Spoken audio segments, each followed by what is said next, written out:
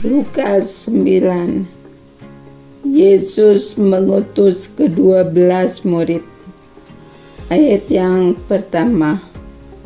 Maka Yesus memanggil ke-12 muridnya, lalu memberikan tenaga dan kuasa kepada mereka untuk menguasai setan-setan dan untuk menyembuhkan penyakit-penyakit. Ayat yang kedua. Dan ia mengutus mereka untuk memberitakan kerajaan Allah dan untuk menjemukkan orang. Ayat yang ketiga. Katanya kepada mereka, jangan membawa apa-apa dalam perjalanan.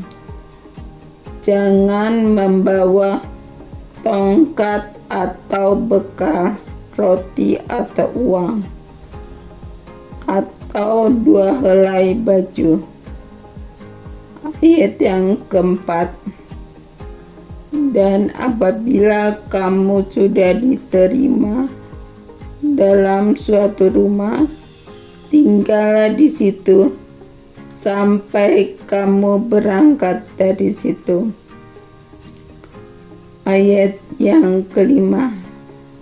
Dan kalau ada orang yang tidak mau menerima kamu, keluarlah dari kota mereka dan kebaskanlah debunya dari kakimu sebagai peringatan terhadap mereka.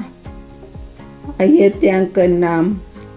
Lalu pergilah mereka dan mereka mengelilingi segala desa sambil memberitakan Injil dan menyembuhkan orang sakit di segala tempat.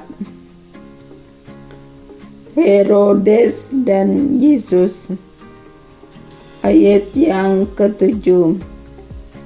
Herodes, raja wilayah, mendengar segala yang terjadi itu, dan ia pun merasa cemas, sebab ada orang yang mengatakan bahwa Yohanes telah bangkit dari antara orang mati.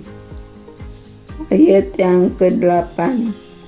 Ada lagi yang mengatakan bahwa Elia telah muncul kembali, dan ada pula yang mengatakan bahwa seorang dari nabi-nabi dahulu telah bangkit. Ayat yang ke-9.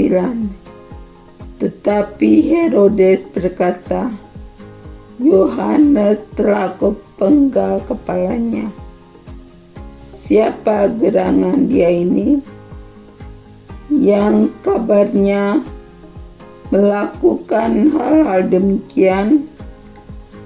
Lalu ia berusaha supaya dapat bertemu dengan Yesus. Yesus memberi makan 5.000 orang. Ayat yang ke-10. Sekembalinya rasul-rasul itu menceritakan kepada Yesus apa yang telah mereka kerjakan, lalu Yesus membawa mereka dan menyingkir ke sebuah kota yang bernama Betsaida, sehingga hanya mereka saja bersama dia. Ayat yang ke-11. Akan tetapi orang banyak mengetahuinya, lalu mengikuti dia. Ia menerima mereka dan berkata-kata kepada mereka tentang kerajaan Allah dan Ia menyembuhkan orang-orang yang memerlukan penyembuhan. Ayat yang ke-12.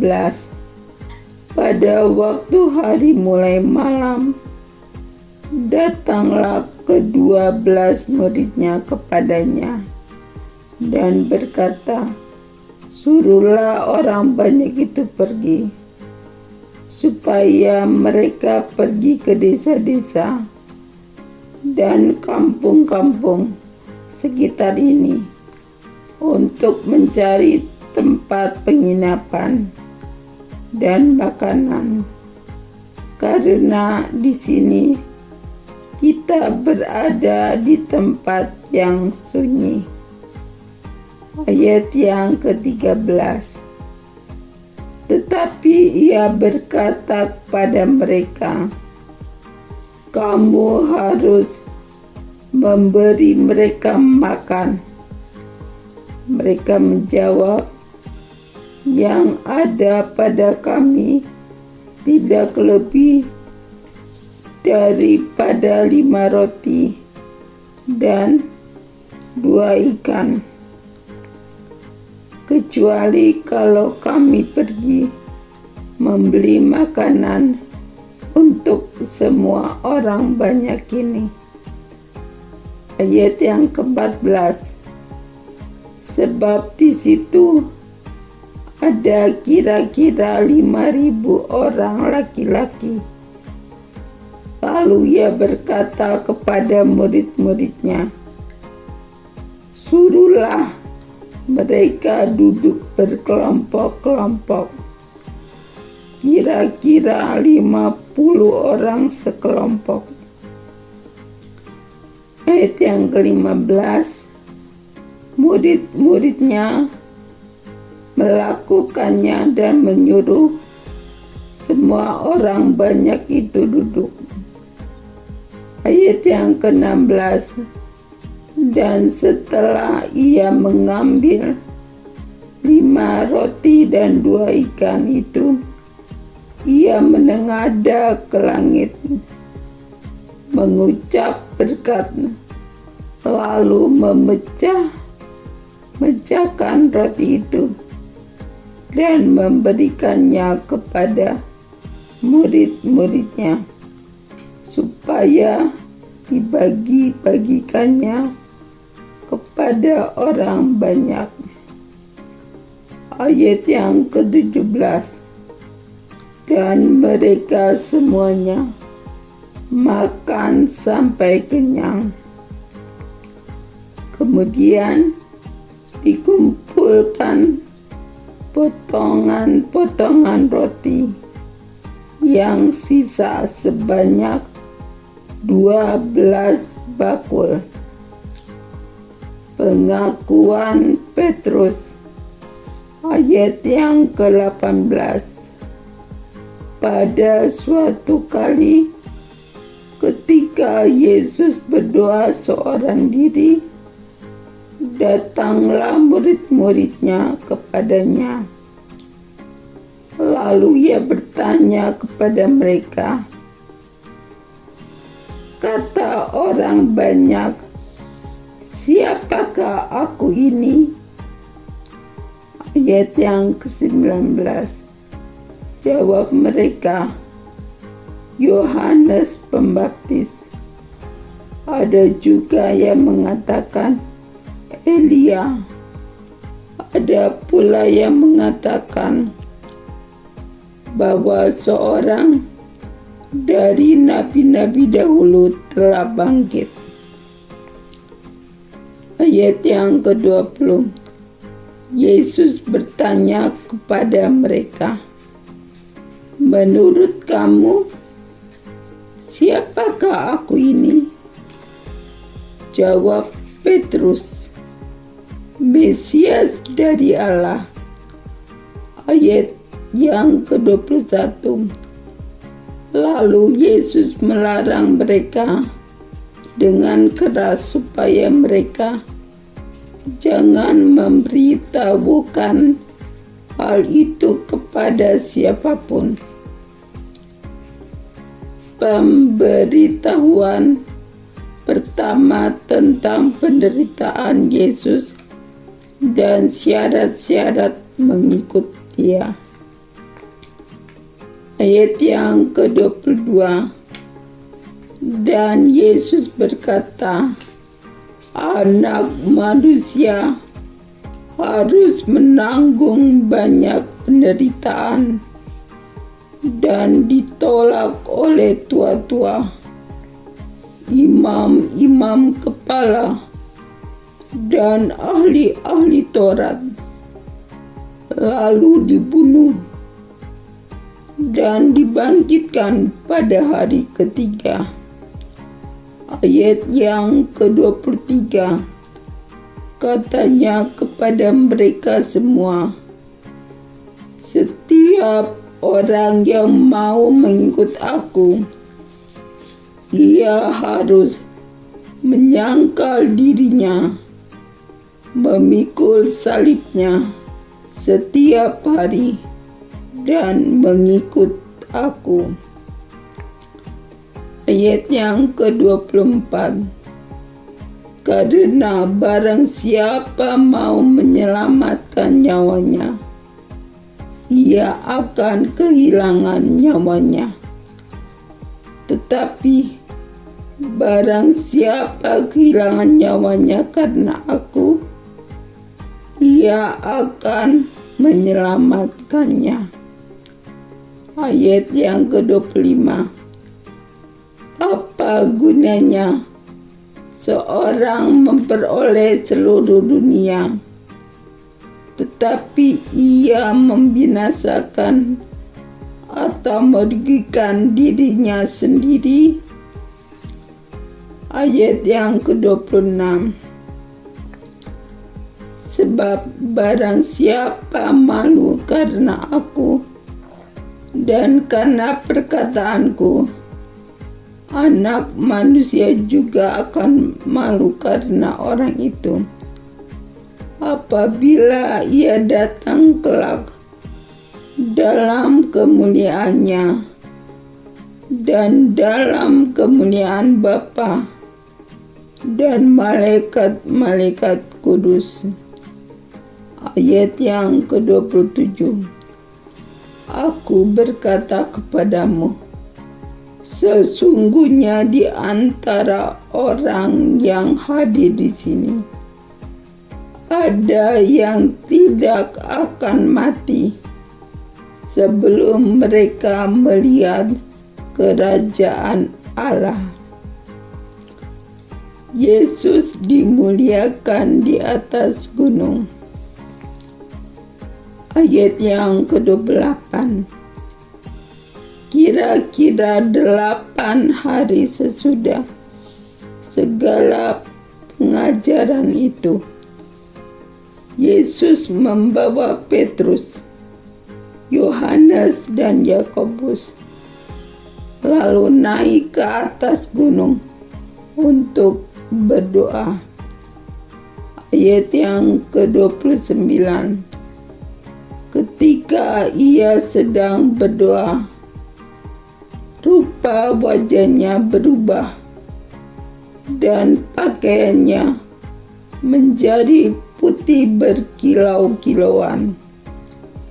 Ayat yang ke-30, dan tampaklah 2 orang berbicara dengan dia, yaitu Musa dan Elia. Ayat yang ke-31, keduanya menampakkan diri dalam kemuliaan dan berbicara tentang tujuan kepergiannya yang akan digenapinya di Yerusalem. Ayat yang ke-32, sementara itu Petrus dan teman-temannya telah tertidur, dan ketika mereka terbangun, mereka melihat Yesus dalam kemuliaannya, dan kedua orang yang berdiri di dekatnya itu. Ayat yang ke-33.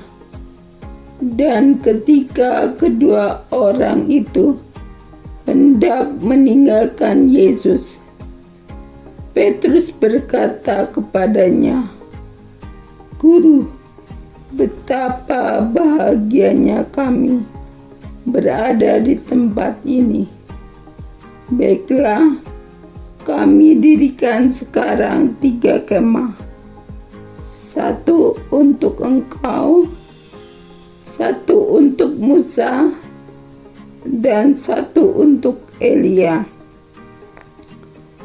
Tetapi Petrus tidak tahu apa yang dikatakannya itu. Ayat yang ke-34. Sementara ia berkata demikian, datanglah awan menaungi mereka. Dan ketika mereka masuk ke dalam awan itu, takutlah mereka. Ayat yang ke-35. Maka terdengarlah suara dari dalam awan itu yang berkata, "Inilah anakku yang kupilih, dengarkanlah dia." Ayat yang ke-36. Ketika suara itu terdengar, nampaklah Yesus tinggal seorang diri, dan murid-murid itu merahasiakannya. Dan pada masa itu mereka tidak menceritakan kepada siapapun apa yang telah mereka lihat itu. Yesus mengusir roh dari seorang anak yang sakit. Ayat yang ke-37. Pada keesokan harinya, ketika mereka turun dari gunung itu, datanglah orang banyak berbondong-bondong menemui Yesus. Ayat yang ke-38. Seorang dari orang banyak itu berseru, katanya, "Guru, aku memohon supaya engkau menengok anakku, sebab ia adalah satu-satunya anakku." Ayat yang ke-39. Sewaktu-waktu ia diserang roh, lalu mendadak ia berteriak, dan roh itu menggoncang-goncangkannya, sehingga mulutnya berbusa. Roh itu terus saja menyiksa dia, dan hampir-hampir tidak mau meninggalkannya.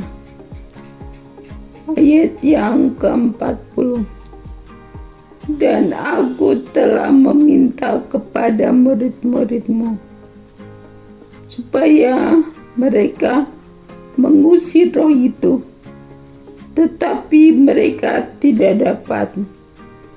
Ayat yang ke-41.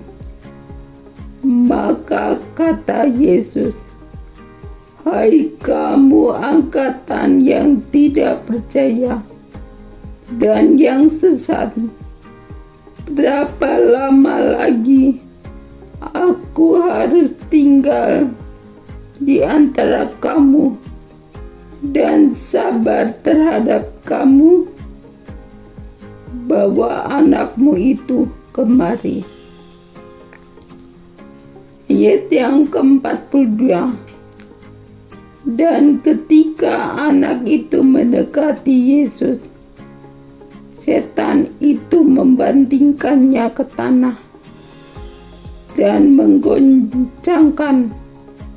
goncangnya. Tetapi Yesus menegur roh jahat itu dengan keras dan menyembuhkan anak itu, lalu mengembalikannya kepada ayahnya. Pemberitahuan kedua tentang penderitaan Yesus, ayat yang ke-43. Maka takjublah semua orang itu karena kebesaran Allah. Ayat 43b. Ketika semua orang itu masih heran karena segala yang diperbuatnya itu, Yesus berkata kepada murid-muridnya, ayat yang ke-44, dengarlah dan camkanlah segala perkataanku ini. Anak manusia akan diserahkan ke dalam tangan manusia. Ayat yang ke-45.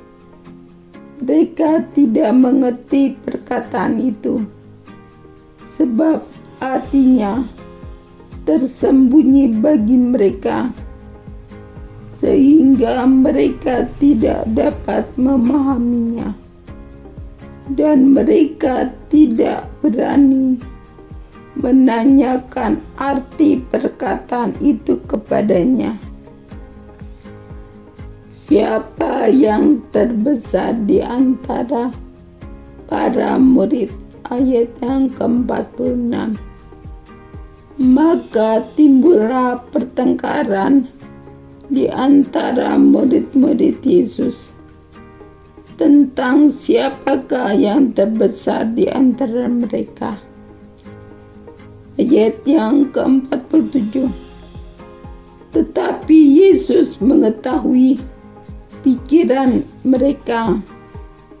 Karena itu, ia mengambil seorang anak kecil dan menempatkannya di sampingnya. Ayat yang ke-48.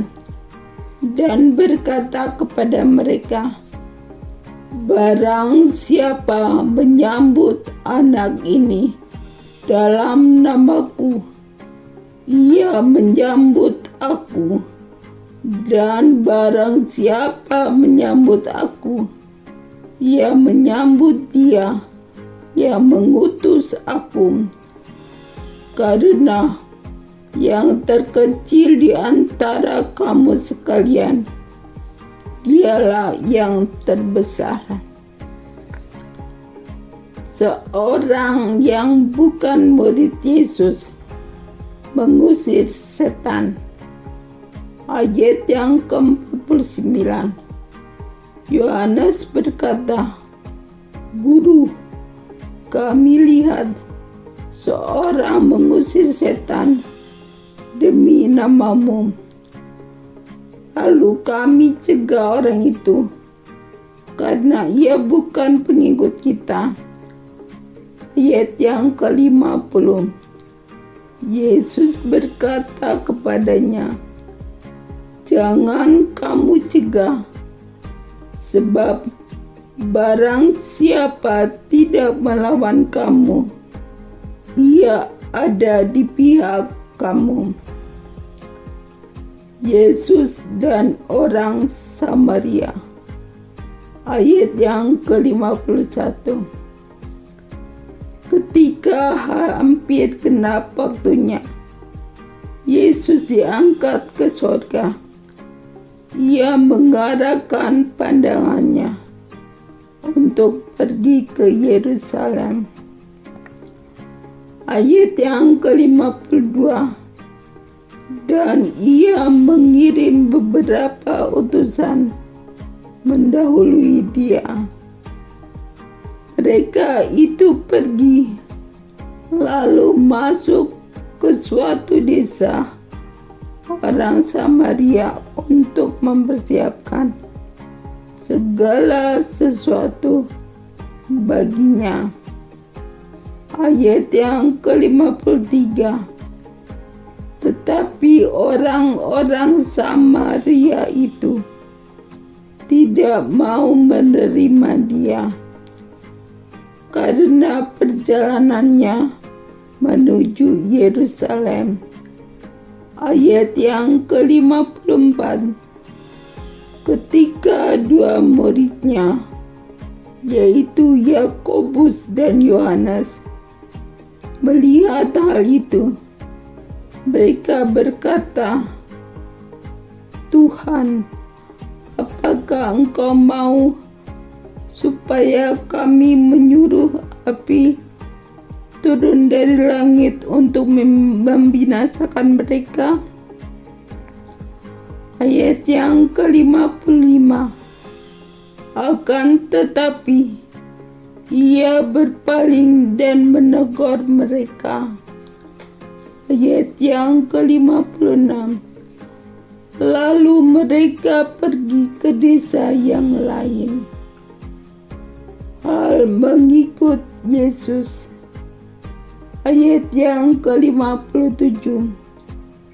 Ketika Yesus dan murid-muridnya melanjutkan perjalanan mereka, berkatalah seorang di tengah jalan kepada Yesus, "Aku akan mengikut Engkau kemana saja Engkau pergi."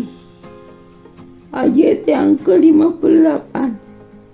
Yesus berkata kepadanya, "Serigala mempunyai liang dan burung mempunyai sarang, tetapi Anak Manusia tidak mempunyai tempat untuk meletakkan kepalanya." Ayat yang ke-59. Lalu ia berkata kepada seorang lain, "Ikutlah aku." Tetapi orang itu berkata, "Izinkanlah aku pergi dahulu menguburkan Bapakku." Ayat yang ke-60. Tetapi Yesus berkata kepadanya, "Biarlah orang mati menguburkan orang mati, tetapi engkau pergilah dan beritakanlah kerajaan Allah di mana-mana." Ayat yang ke-61. Dan seorang lain lagi berkata, "Aku akan mengikut Engkau, Tuhan, tetapi izinkanlah aku pamitan dahulu dengan keluargaku." Ayat yang ke-62. Tetapi Yesus berkata, "Setiap orang yang siap untuk membajak tetapi menoleh ke belakang tidak layak untuk kerajaan Allah."